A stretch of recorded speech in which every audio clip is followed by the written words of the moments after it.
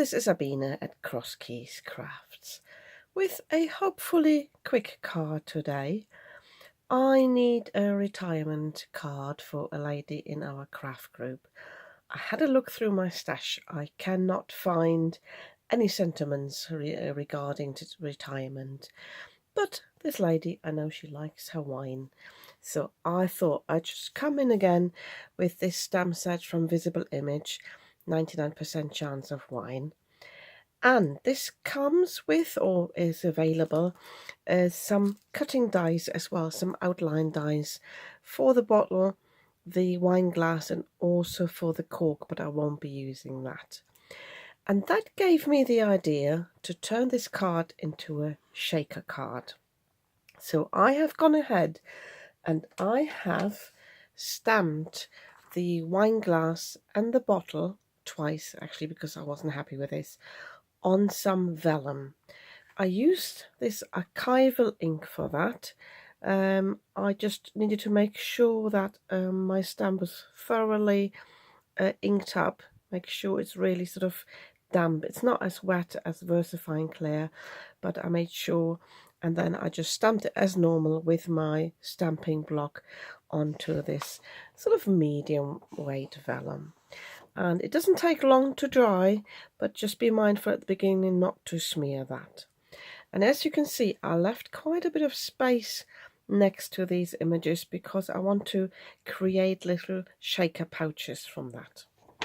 So, and for the shaker, I will cut the outline here of the wine bottle and the wine glass into my front panel. The whole card will be 5 7/8 by, this is 4 1/4 because I've already cut a 4-inch panel off for a different card, so I just left the quarter there, and I'm sure that will fit into an envelope. So the panel that goes on top here, which I've just chosen some red cardstock, that is 4 inches then by 5 1/2, I think. Yeah, 5 1/2 inches.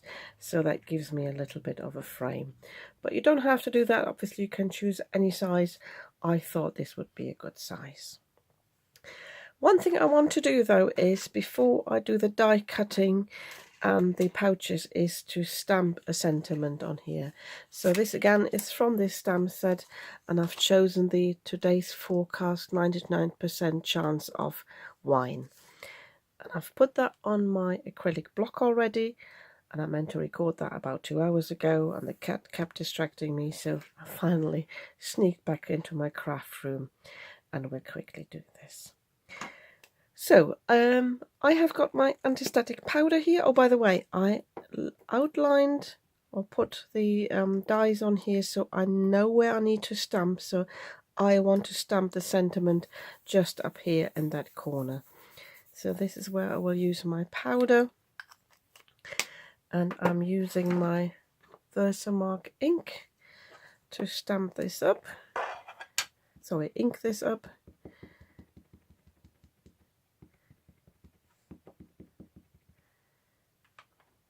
And I have chosen my gold embossing powder, so this is just going there. Applying a little bit of pressure, but not too much. Luckily, these are polymer stamps, so they don't squash even if you apply a bit more pressure. So I can already see here against the light that this has stamped nicely. So sorry about any noise from the box here when I open it. So this can just be put into here, and then I've got this covered nicely. So I will heat set this from the back. I will heat up my heat tool for about 30 seconds and then heat it up from the back, because that means that the powder won't be blown away, and then I should get a really nice result. So my sentiment, it looks really nice.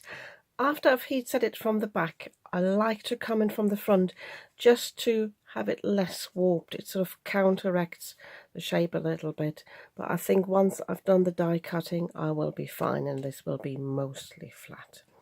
So I can now align my dies. I want to leave a little bit of space on the side here and the bottom, so I think I will have it like this. So I need plenty of space around those dies.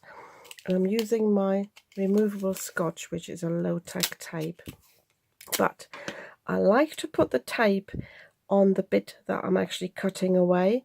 So if I've got any residue of the tape, or even the shape sometimes shows with the die cutting, at least it's on the bit that I'm disposing of anyway. So that's a little tip from me.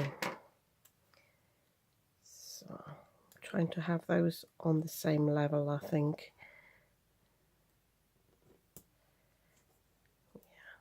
That'll be enough. So I'm going to die cut this now in my die cutting machine, and then I'll show you how we create the shaker pockets. For the pockets, I've cut my vellum just down in size a little bit and cut the glass away anyway. So I want to score just sort of, if I check with the die cut as well, sort of next to the bottle, but leaving a little bit of a gap, so to allow some space on the side to hide the adhesive. So I'm just moving it on my scoreboard a little bit, and I'd say this is about a 1/4 inch. So I'm putting a score line there, going all the way down, although I would cut this down. And I'm doing the same on the other side. I can actually leave it like this. So I'm checking here where I've got that, moving it over just a little bit, trying to have it straight. And I'm doing the same at the top and the bottom as well. If you have a bit more, it doesn't matter, as long as you've got this space around the die cut. So might be a bit too close. So, and I'm going to measure the width of this panel here around the bottle. That is 1.5 inches, and now I want the same width next to this score line here. So this 1.5, I want another score line at 3, and that will give me sort of the other side of that pouch. I hope the camera picks it up. So I can now, let me just think, cut sort of a 1/4 inch away from that score line. This can be, again, 1/4 inch next to this score line. I can cut this off here a little bit, the corner. We're basically creating a little pouch. That can actually be cut away completely, and then on this 3-inch score line I can cut, and I'm also cutting that bit here. Let me just lift this up so you can see what we're doing. Oh, we need to cut that away as well. So basically we end up with this shape, and that will create a lovely little pocket. You don't have to have those flaps. You can just create, put the tape sort of around that, but let me just put the scoreboard away. But the advantage of that is if you've got any smaller things like glitter, you don't rely on the tape to hold everything in place. So I can now go in with my bone folder and reinforce that score line. I just see I have to cut it down a little bit more because this overlaps a little bit too much.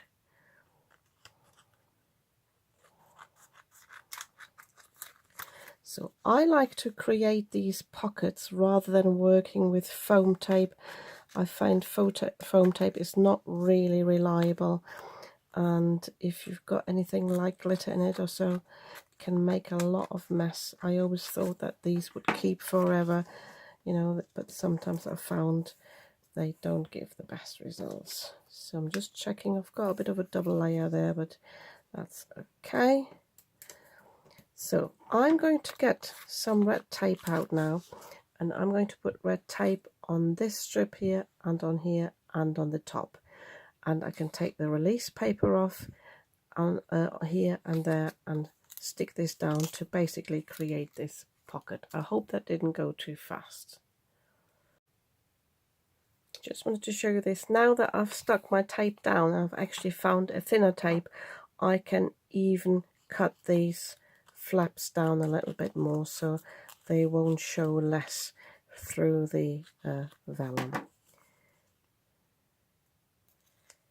So this can be then stuck down like that. I should really zoom in a little bit for you.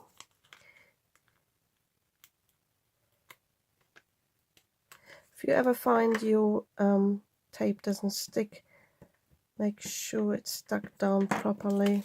So it doesn't stick, doesn't come off the release paper. Make sure the tape sticks down properly and then it should come off.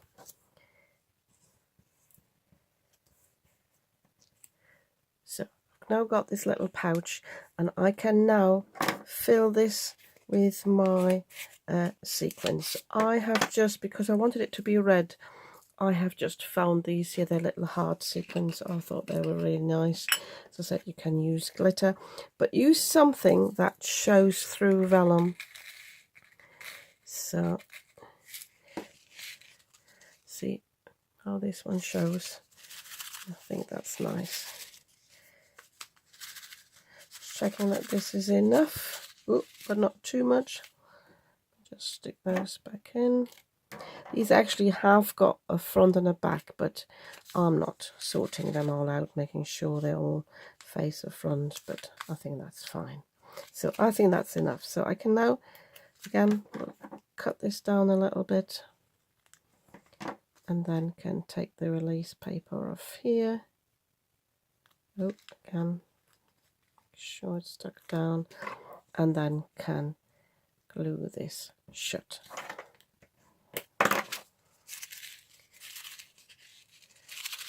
Yeah, I'm very happy with that. So I will create the other one for the glass just the same, and then I'll show you how it gets glued onto the card base. With the second pouch here, I forgot one thing. I only wanted the sequins to be in the top part, not all fall to the bottom, and I should have glued that shut, but I've already created the pouch. So I'm trying to fit a red tape into there underneath the glass bit, just with my tweezers. I'm going to press this down, and then hopefully with my tweezers can reach the release paper and peel that off and seal that shut. I will do that off camera though, because I think that will be a little bit fiddly. The release paper came off really easily actually, so I managed to just fill the top there of the glass. So now these just need to be stuck behind the die cut areas. So what I'm going to do is I'm just going to put tape here on the side and the top and the bottom, and then hopefully I can press them in place without them sticking down too early and being in the wrong place. I think I might actually just put the tape on the side to start with, because we can always use some clear tape afterwards to hold the top and bottom in place. So this thin red tape is really useful, but you can use normal clear tape. It doesn't have to be the red tape. The red tape is just a little bit stronger, but with vellum it's not too bad actually. So again, I'm just taking this off.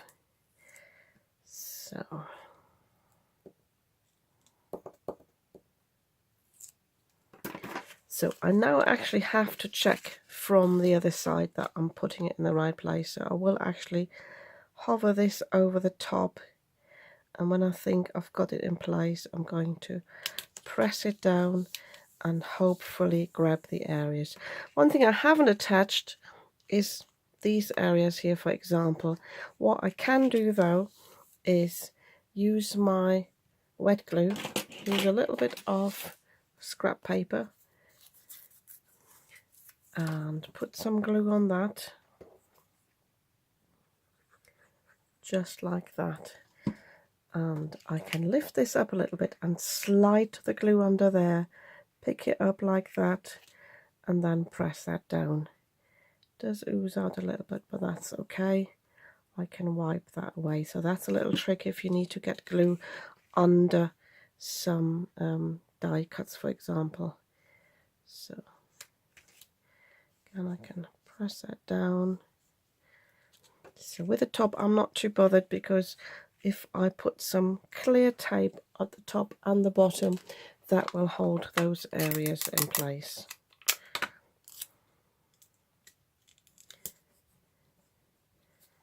So at the bottom, I just need to be mindful not to show too much where I've got the cutout area. So I will actually half this clear tape and just have a little bit here at the bottom.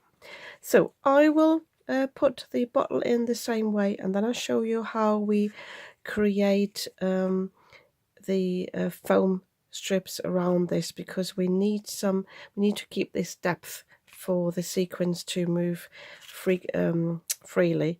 So if we would stick this down, this would be too wobbly, and so it's better to create a backing with foam pads. I have got lots of these foam strips. I think they're linked in the description box already. I find them quite useful to fill in. If you mix and match like foam strips with foam pads, because I'll need some foam pads for this area, make sure they've got the same thickness, otherwise you might have a little bit of a problem there. So I can just use these strips. Sometimes I just peel two off together and use them together. I can now fill in all the areas around, so basically the frame. Can just squeeze it in there, and I will also put some in the middle here to have a little bit of backing, and I can cut them to size where they don't fit, and as I said, I will put some foam pads there. I will do this off camera, and then I'll show you what it looks like and how I glue it onto the card base. I have taken the release paper off all the strips and pads, but just to be on the safe side, I'm going to put some liquid glue onto all these strips and pads, and also that allows me a little bit of wriggle room, because if I otherwise get it wrong and stick this panel down and it's a bit wonky, there's nothing I can do, because the strips will adhere straight away. And I've also had an experience in the past where the strips came undone, and that's why I don't like to use them as pure barriers for the sequins. So I think it's better that way. So got my panel here, so I can hold it actually on one of those pouches, so I'm not sticking my finger into the glue, and I can align it on this side here and press it down. I've got a bit more of a frame on the right hand side, but it doesn't matter. So I'm just applying even pressure. I've got a tiny bit of bulk where the shaker elements are, but I think all in all it's a really neat finish, and I like to have a neat finish on the edges as well. I don't like to have too many gaps with a foam tape, and this looks lovely to me. So I can now obviously send my write the greetings on the inside with regards to the retirement, but I'm sure this will be appreciated. I think this is a lovely, great card, and a great idea, as I said before, if you've got a stamp and an outline die for that stamp. So it works with any theme, and yeah, a great idea again to use Sequins, I don't use them often enough. I love shaker cards, but I don't make them often enough, and I've got way too many sequins anyway, so it's about time I need to use them up. Yeah, if you like this card, you might want to give me a thumbs up, and if you'd like to see more of what I'm creating, you might want to subscribe to my channel. I'd be very happy about that, and I'll see you soon with another video.